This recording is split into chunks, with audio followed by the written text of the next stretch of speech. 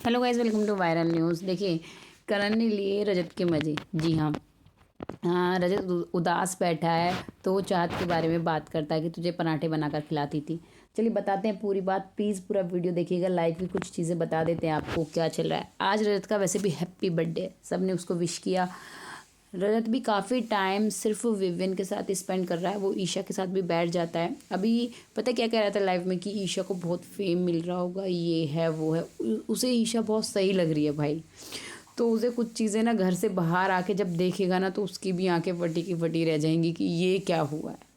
क्योंकि मैं आपको बता दूं, कुछ लोगों के जो घर वाले आए हैं उन्होंने तो कुछ गाइड किया ही नहीं है। जैसे कि रजत की मम्मी ने कुछ नहीं बोला था, उन्होंने सबको बस सब ठीक है सब ठीक है। एक्चुअली वहाँ पर उसके समीकरण ना बिगड़े, क्योंकि अब तक इंटरनल वोटिंग से खतरा था निकलवाने का, है ना। तो उन चीज़ों को देखते हुए कि किसी से भी क्यों बिगाड़नी, ऑलरेडी जो खिलाफ हैं वो तो हैं ही हैं। हाँ, फिर वो बात अलग है कि आंटी जी खुलती चली गई तो एक बार करण और चुम को बोल रही थी बाथरूम में अच्छे लगते हो, पता नहीं कुछ इस तरह से कमेंट कर दिया था उन्होंने। हाँ, अभी बात करते हैं लाइव की।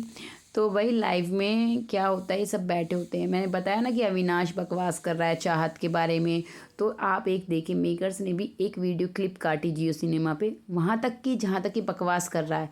और शुरू में बात शुरू की रजत ने कि अच्छा तुझे फेक लगती थी सच में पांडे। उसने सिर्फ इतना पूछा, क्योंकि उससे पहले भी बात हुई होगी, वो नहीं दिखाई हमें कि फेक लग रहा है। और वो अविनाश चला चला दी अपनी पूरी रील। अविनाश को तो लगेगी, उससे बाद में हैंडशेक भी नहीं करके गई, वो हाथ रख मतलब ऐसे लिए खड़ा रहा, है ना।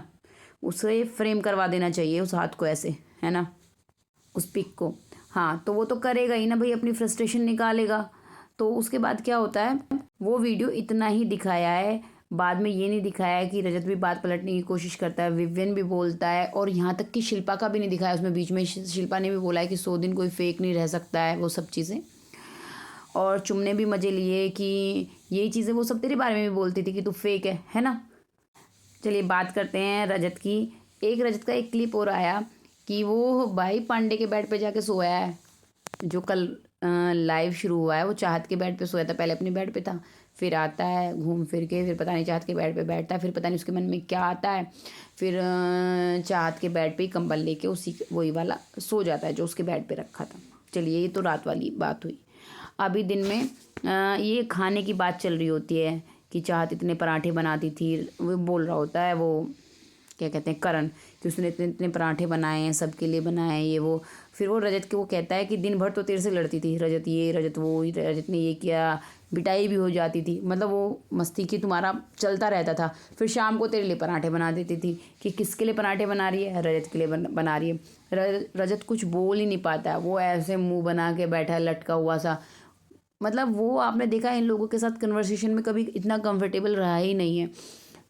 या तो अपनी वो आर डी एंजल्स थी उनसे बात करता था, फिर वो भी चली गई, कशिश भी गई जैसे, तो फिर चाहत से मस्ती मजाक करता था। देखा ना आपने कितना मोस्टली टाइम वो चाहत से ही मस्ती मजाक करता रहता है। भले ही इनका झगड़ा हो रहा है, भले ही वो मार रही है, फिर ये गुस्सा भी हो रहा है, लेकिन चलता रहता था इनका।